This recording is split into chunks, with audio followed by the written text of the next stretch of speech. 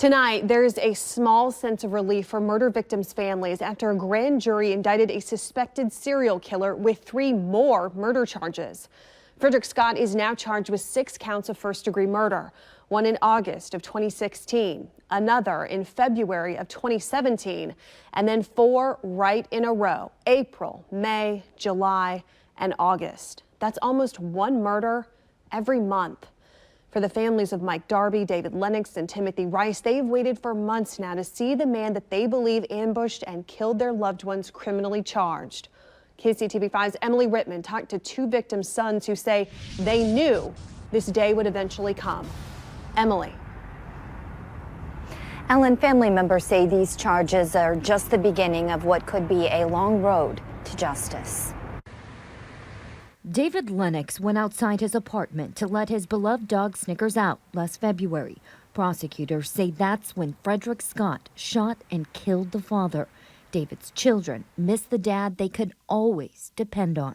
You just can't explain it. I mean, it's a senseless, random act of evil, and it just can't be explained. Prosecutors say Mike Darby was also walking his dogs along the Indian Creek Trail when Scott shot and killed him last May. Mike left behind children and grandchildren who miss him every day. Mr. Scott is a serial killer. It's hard to say that, but we are now looking for justice. David and Mike's children also want justice for the families of Scott's 4 other alleged victims. It's a horrible, unifying club that none of us want to be in.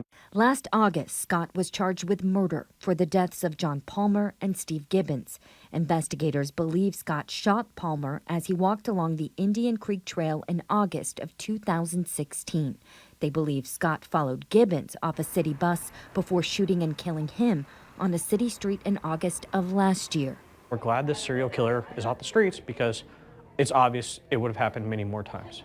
Last October, a grand jury indicted Scott for the death of Karen Harmeyer, who lived in a wooded area behind a church in Grandview. Police believe Scott shot and killed her sometime between July 8th and July 19th of last year. It's unfathomable that something like that could happen. David and Mike's children say the charges against Scott are an important step toward justice, but the pain of losing their dads remains. Bring some sense of relief, some sense of justice.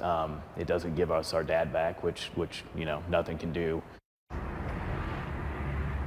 And the family members we spoke to say they want to thank police and prosecutors for working diligently on this case. We are waiting for a new date to be set for the next time that Scott will appear in court. Reporting live, Emily Rittman, KCTV5 News. Thank you, Emily. And Fredrick Scott was arrested on August 17th of 2017, and he currently remains behind bars.